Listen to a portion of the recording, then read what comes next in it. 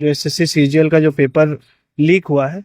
ये केवल झारखंड में लीक, जो अभी फिलहाल झारखंड से जो खबरें आ रही है कि धनबाद में लीक हुआ है, अगर जांच पड़ताल सही रूप से सही दिशा में किया जाए ना, तो देश के अलग अलग कोने से ये खबरें निकलेंगी कि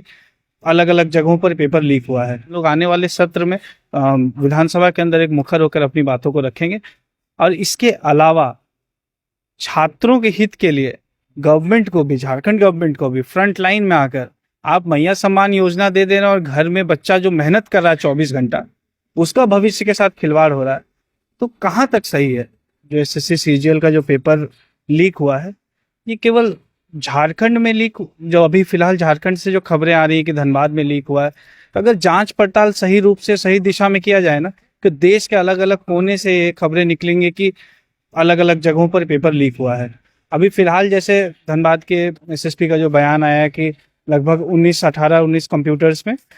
पाया गया है कि कंप्यूटर ऑटोमेटिक चल रहे थे। तो अगर ये पूरे देश में अगर इसका जांच पड़ताल किया जाए, एक स्पेशल सेल बनाया जाए, स्पेशल टीम बनाया जाए, तो पूरे देश भर में ये छात्रों के साथ कितना बड़ा खिलवाड़ हो रहा है, छात्रों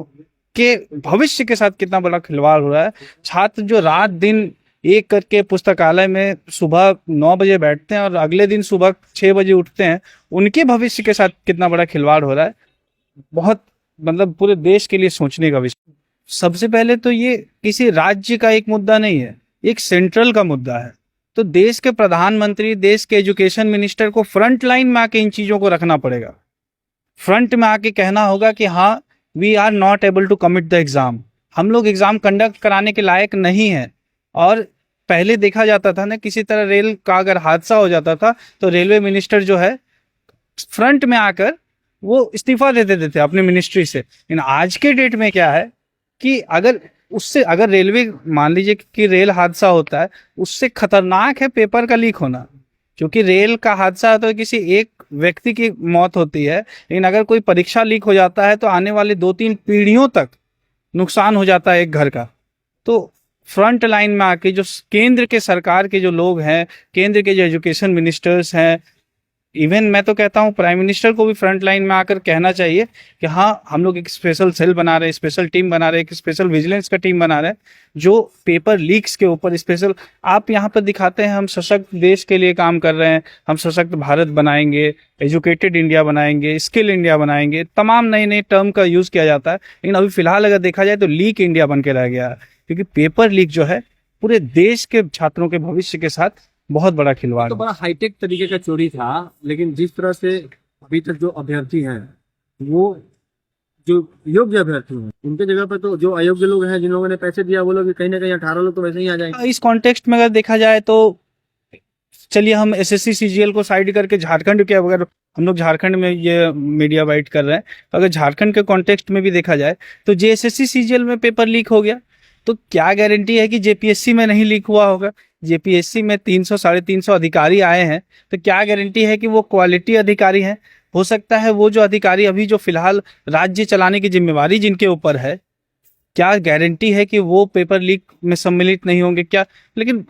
कहा जाए ना तो पूरा देश जो है, हर एक राज्य, बिहार हो, यूपी हो, बंगाल हो, तमाम सारे राज्यों में अभी पेपर लीक जो है चरम सीमा पर है। सुशील जी, एक सवाल और है कि झारखंड में पेपर लीक के विरुद्ध कोई कड़ा कानून भी नहीं है, जिससे कि जो लोग हैं ऐसे पकड़े जा रहे हैं गिरोह के, उन पर जो है कड़ी कार्रवाई, पेपर लीक के ऊपर कानून की भी आप लोग मांग करेंगे? बिल्कुल, निश्चित तौर पर आने वाले सत्र में हमारे विधायक जयराम कुमार महतो जी पेपर लीक के ऊपर एक सख्त कानून बनाने का, क्योंकि अभी जो कानून बनाए गए हैं वो ग्राउंड लेवल पे इम्प्लीमेंटेशन उनका नहीं हो रहा है, तो एक सख्त सशक्त कानून बनाने के लिए हम लोग आने वाले सत्र में विधानसभा के अंदर एक मुखर होकर अपनी बातों को रखेंगे। और इसके अलावा